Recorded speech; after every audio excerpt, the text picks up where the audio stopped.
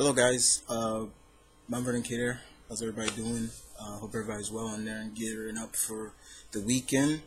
Here to deliver another recap thoughts for Legend of Korra. As you all know, the next episode is streamed online today, and I'm here to talk about it and give my thoughts. Now, of course, this episode is called The Ultimatum. It is episode 37 of the entire series and episode 11 of season 3 or book 3, known as Change. Once again, this episode was really good. Really, once again, just picking up from the last bombshell episode, which kind of this really feels like the season is just beginning. It's really starting to get good. And we've started to see that lately with The Legend of Korra. Like, by the end of the season, that's when it starts to really pick up. But the bottom line in this episode is Ba Sing Se is burning to the ground. It's after what happened to the Earth Queen, what Zaire did her. I mean, he literally did a fatality move to her.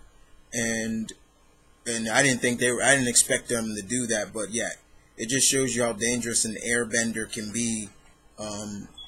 Or just benders can be in particular, but it definitely shows that he's not playing, and he's not taking any, limitation. He's going for broke. But as you all see, Ba Sing Se is basically burning to the ground. Mako and Boling are trying to escape. They are able to get to an airship. However, they will not leave without their newly found family from their father's side, which was really good. I really thought that was. I would have been really upset if they didn't go after their grandmother and their cousins and things like that. And just let them burn or something like that. I would have really been really upset. But I was glad to see that they did. They got them all on the airship. Unfortunately, at first, their grandmother didn't want to leave, and she still wouldn't, even after Bolin gave this heartwarming speech about family, and she still was like, I'm not leaving. And so he just said, sorry grandma, you leave me no choice. And he just picked her up, and they about to leave, but she took I believe the picture of their mother. I believe it was their mother, I'm not sure, but it was good to see that. So they follow the clues of where they last met, where Korra's first airship went down. They follow it back to Misty Palms, and that's where they reunite with Korra and the gang. It was really funny when Boling and Mako's grandmother thought Asami was the Avatar, and she's like, "Oh, you're so beautiful," and then Mako says, "Oh no, grandma, this is Korra. She's the Avatar," and she takes one look at Korra, touches her arm, and says, "You're very muscular for a woman." I was like.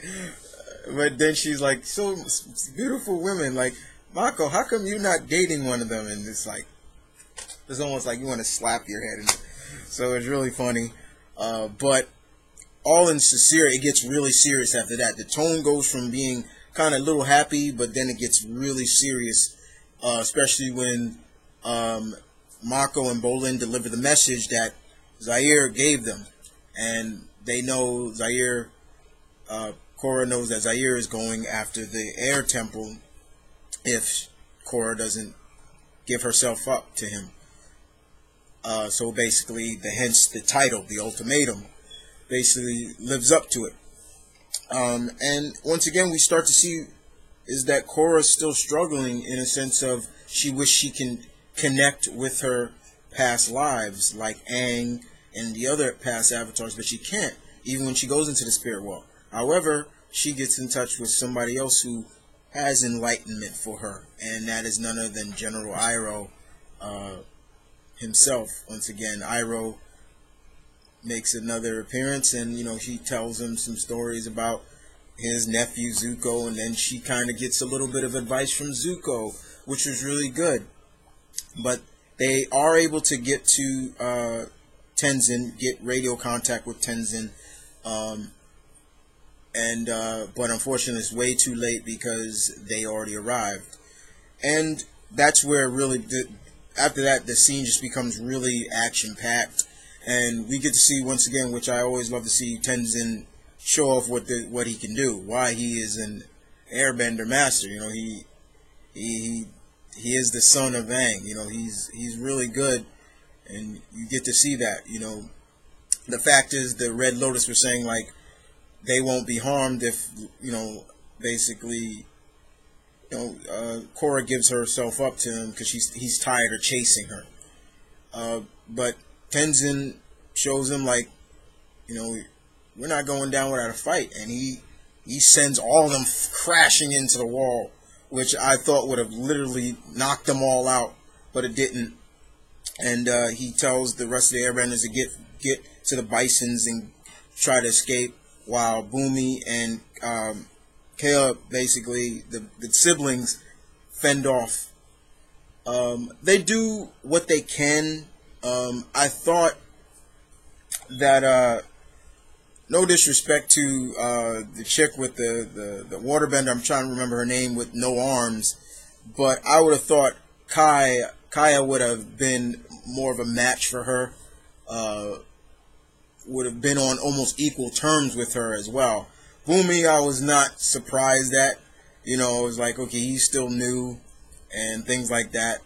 But Tenzin, he actually was beating Zaire in the fight, in the airbending fight. He literally was beating them. The only problem was they had to worry about the combustion bender. She was in an airship and she had the high ground, so it was kind of hard. A lot of people looked like they died. There were a lot of cliffhangers, like Kai. You know, he looked like he had died when he was trying to buy them some time. Not going to spoil what happens, even though you probably saw it already. Still want to keep it a little spoiler free. But we got to see Tenzin throw down in this very well, and I like that. I like seeing when Master Tenzin, you know, get to show off his stuff, show his stuff, you know, do his stuff, do his job, and showcase he is the son of Aang. You know why he is the son of Aang, and the way they play off him, especially when they do the fighting scenes with him, they do it very beautiful and brilliantly with him, which I've always liked. And like I said, he was literally beating, you know, Zaire, you know, if it wasn't for the rest of his Red Lotus coming in. And even then, even when they came back into the fight, he still was handling them for a short while before then, you know, fatigue and the upper hand got him. And pretty much it ends literally with them beating Tenzin down. Just beating him.